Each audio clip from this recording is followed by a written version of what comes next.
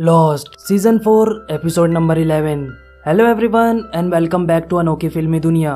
इस एपिसोड की शुरुआत में हमें एक लड़की दिखाई जाती है जो कि तैयार हो रही होती है। फिर वहाँ पर उसकी माँ आ जाती है और उससे पूछती है कि तुम कहाँ जा रही हो, जिस पर वो बताती है कि मैं उससे मिलने जा रही हूँ। जिस पर उसकी माँ कहती है कि एमिली, उसकी उम्र तुमसे 2 गुना है। फिर वो बाहर जाने लगती है। फिर सड़क पार करते वक्त एक तेज चलती गाड़ी के सामने आ जाती है और अब वो हॉस्पिटल में होती है। वो बताती है कि मैं प्रेग्नेंट हूँ, जिसके बाद वो बच्चे को जन्म देती है। फिर नर्स बताती है कि वो एक लड़का है और फिर वो उसे बाहर लेकर आते हैं, जिसके बाद वो कहती है कि उसका नाम जॉन है। और अब जॉन, हॉर्ली और बैन जंगल की तरफ जाते हैं, जिसके बाद बैन कहता है कि हॉर्ली वो आखिरी बंदा है जिसने उसे देखा था। फिर वो बात करता है और फिर जॉन कैंप लगाने को कहता है। फिर हॉर्ली पूछता है कि अगर वो लोग वापस आ गए तो हम क्या करेंगे, जिस पर जॉन कहता है कि मुझे अभी नहीं पता और वो वहाँ से चला जाता है। और अब साइड डेसमेंट से कहता है कि हेलीकॉप्टर आ गया है। फिर वो हेलीकॉप्टर से उतरते हैं और फिर कैमी साइड से पूछता है कि वहाँ पर कितने लोग हैं,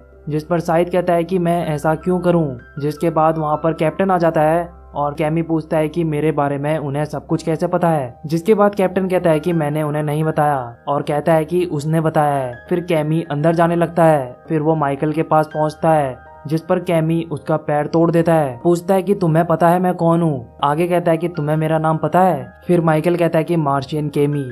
फिर कैमी को पता लगता है कि इसी ने बैन को उसके बारे में सब कुछ बताया है और फिर वो उसके सर पर बंदूक तान देता है और गोली चला देता है, पर आइलैंड के कारण उस बंदूक से गोली नहीं निकलती। फिर कैप्टन कहता है कि हमें उसकी जरूरत है और बताता है कि इसी ने इंजन को खराब किया था। फिर कैमी उसे एक थप्पड़ मारता है। अब हमें आइलैंड में दिखाया जाता है कि कोई लकड़ी काट रहा होता है और इसकी आवाज जॉन सुनता है और वो उठ जाता है और देखने लगता है। देखता है कि एक बंदा लकड़ी काट रहा होता है, जिसके बाद जॉन उसे उसका नाम पूछता है और वो बताता है कि मेरा नाम हॉरेस है। वो बताता है कि मैं यहाँ पर एक दरवाजा बना रहा हूँ अपने और अपनी पत्नी के लिए। कहता है कि कभी कभी हमें थोड़ा आराम भी कर लेना चाहिए और वो पूछता है कि तुम मेरी बात समझ पा रहे हो या नहीं, जिस पर जॉन मना करता है। फिर वो बताता है कि मैं 12 साल पहले मर चुका हूँ और कहता है कि तुम्हें मुझे ढूंढना होगा। जब मैं मिल जाऊंगा तो तुम उसे भी ढूंढ लोगे, जिस पर जॉन पूछता है कि किसे, और फिर हॉरेस जैकब का नाम लेता है और कहता है कि वो तुम्हारा इंतजार कर रहा है। फिर जॉन नींद से उठता है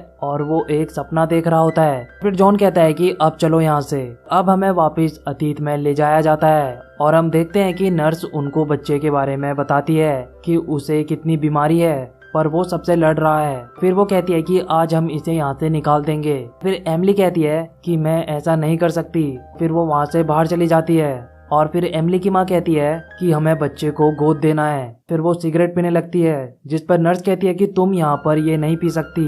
फिर वो माफी मांगती है और बाहर से इस बच्चे का पिता उसे देख रहा होता है और अब वर्तमान में जॉन उस कमरे को ढूंढ रहा होता है। जिसके बाद हॉर्ली और जॉन बात करते हैं। फिर जॉन कहता है कि तुमने कभी सोचा है धर्मा इनिशिएटिव का क्या हुआ। फिर वो बताता है कि इस आइलैंड पर लगभग 100 लोग आए थे, पर एक दिन अचानक सब गायब हो गए। तुम जानना चाहते हो कि हम कहाँ जा रहे हैं। फिर वो उनके कंकाल को दिखाता है, जिस पर हॉर्ली पूछता है कि इनके साथ क्या हुआ, जिस पर जॉन कहता है कि ये सब कुछ बैन ने किया है और अब अतीत में वो बच्चा बड़ा हो गया है और वो खेल रहा होता है। इसका नाम जॉन होता है। ये वही जॉन है जो इस वक्त आइलैंड में भी है। फिर वहाँ पर एक आदमी आता है उससे मिलने के लिए और कहता है कि मेरा नाम रिचर्ड है और फिर वो कहता है कि तुम बाकियों से अलग हो। फिर वो एक पेंटिंग को दिखाता है और जॉन से पूछता है कि क्या ये तुमने बनाया है। जॉन हाँ कहता है। फिर वो उसे कुछ दिखाता है और कहता है कि इनके बारे में सोचो। फिर वो पूछता है कि जॉन, इनमें से कौन सी चीज तुम्हें अपनी लगती है। फिर वो बोतल को उठाता है, फिर कंपास को भी उठाता है और फिर वो चाकू को देखता है, उसे उठा लेता है। फिर रिचर्ड पूछता है कि क्या तुम्हें लगता है कि ये चाकू भी तुम्हें अपनी लगती है, जिस पे जॉन हाँ का इशारा करता है, लेकिन रिचर्ड उससे वो ले लेता है। फिर वो वहाँ से चला जाता है और कहता है कि जॉन अभी हमारे स्कूल के लिए तैयार नहीं है, जिस पर वो औरत पूछती है कि तुमने क्या किया। और अब वर्तमान में जॉन उन कंकालों की जांचबीन कर रहा होता है। फिर हॉर्ली बैन से पूछता है कि वो वहाँ पर क्या कर रहा है और कहता है कि क्या वही जगह थी जहाँ पर तुमने जॉन को गोली मारी थी, जिस पर बैन कहता है हाँ, मैं वहीं पर ही खड़ा था जहाँ पर इस वक्त तुम खड़े हो। फिर हॉर्ली उन लोगों के बारे में पूछता है, जिस पर बैन कहता है कि मैंने उन लोगों को नहीं मारा।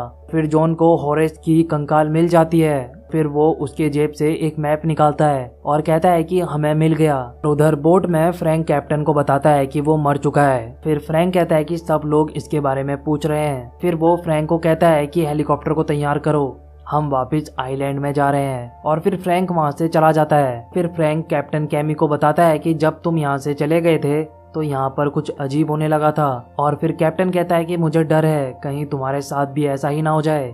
जिस पर कैमी उससे उसकी चाबी छीन लेता है और वो धर्मा इनिशिएटिव को देखता है और कहता है कि मेरे बंदूक को ठीक करो। वो वहाँ से चला जाता है और अब डेस्मंड कहता है कि इस बंदे के शरीर पर गोलियों के निशान नहीं है। जिस पर शाहिद कहता है कि पर अब इन लोगों को विश्वास है कि जब ये वापस जाएंगे तो दोबारा ऐसा नहीं होगा।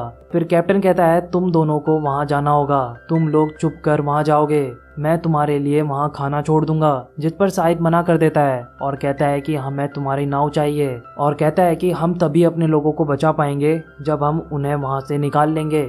फिर कैप्टन कहता है कि मुझे बस 10 मिनट दो, तुम्हें नाव मिल जाएगी। और उधर आइलैंड में जॉन उस मैप को देख रहा होता है। फिर वो हॉर्ली को वापस जाने को कहता है और फिर वो कहता है कि अभी मुझे तुम्हारे साथ ही रहना होगा। फिर हॉर्ली आगे चलने लगता है। जिस पर बेन कहता है कि उसे लग रहा है कि हमारे साथ रहने का निर्णय उसका है। आगे कहता है कि तुम सीख रहे हो जॉन। फिर जॉन कहता है कि मैं तुम्हारी तरह नहीं हूँ। अब अतीत में जॉन बाहर आने के लिए आवाज लगा रहा होता है। फिर उसे कोई बाहर निकालता है और फिर वो उसे वहाँ से लेकर जाता है और उससे बात करने लगता है। उससे कहता है कि उन लोगों को तुम्हारी जैसी तेज बुद्धि वालों की जरूरत होती है और तुम्हें वहाँ जाना चाहिए।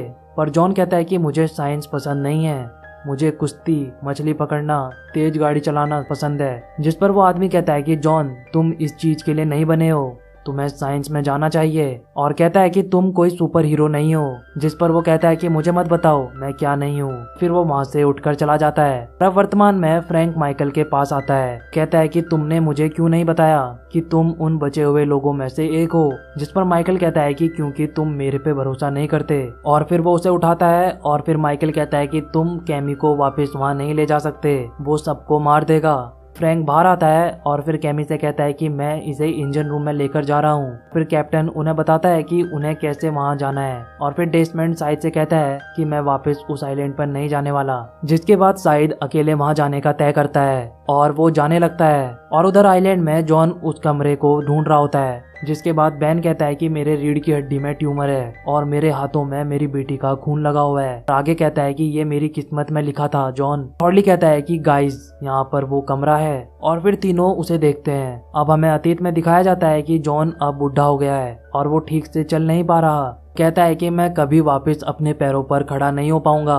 और फिर मैथ्यू कहता है कि तुम्हें पता है जॉन तुम्हें क्या चाहिए, तुम्हें चलने की जरूरत है। और फिर वो आदमी उसे वहाँ से ले जाता है। अब बोट में वो लोग तैयार हो रहे होते हैं और फिर वो कहता है कि डॉक्टर तुम्हें कुछ अजीब सुनना है। फिर वो कहता है कि मुझे एक मोर्स कोड मिला था और वो कहते हैं कि वहाँ पर डॉक्टर की लाश बहकर आई है, उसका गला भी कटा हुआ था। जिसके बाद डॉक्टर कहता है लेकिन डॉक्टर तो मैं हूँ, ये सच में बहुत अजीब है। अब वो लोग हेलीकॉप्टर में हथियार रख रहे होते हैं। जिस पर फ्रैंक कैमी को वहाँ ले जाने से मना कर देता है और कैमी कहता है कि मैं तुम्हें मार दूंगा फ्रैंक। जिस पर फ्रैंक कहता है कि फिर तो तुम कभी भी वहाँ तक नहीं पहुँच पाओगे। जिसके बाद वो डॉक्टर का गला काट देता है और उसे समुद्र में फेंक देता है। फिर वो फ्रैंक को धमकी देने लगता है। जिसके बाद वहाँ कैप्टन आ जाता है और उसके ऊपर बंदूक तान देता है। कहता है कि मैंने तुम्हारी बंदूक को ठीक कर दिया है। फिर वो कैमी को धमकाता है। जिसके बाद वो अपने हाथ को उठाता है। कैप्टन पूछता है कि इसके हाथ में क्या है और फिर अचानक से कैमी गोली चला देता है जिससे कैप्टन मर जाता है। और फिर फ्रैंक हेलीकॉप्टर उड़ाने के लिए मान जाता है। फिर वो हेलीकॉप्टर को चालू करता है। फिर वो लोग इसमें बैठते हैं। फिर वो जाने लगते हैं। उधर आइलैंड में जैक कुछ खा रहा होता है। जिस पर जूलियट कहती है कि मैंने तुम्हें क्या कहा था। जिस पर जैक कहता है कि मुझे भूख लग रही थी। जिसके बाद जूलियट उसे आराम करने को कहती है। अब उन्हें कुछ आवाजें आती हैं। सब लोग बाहर आते हैं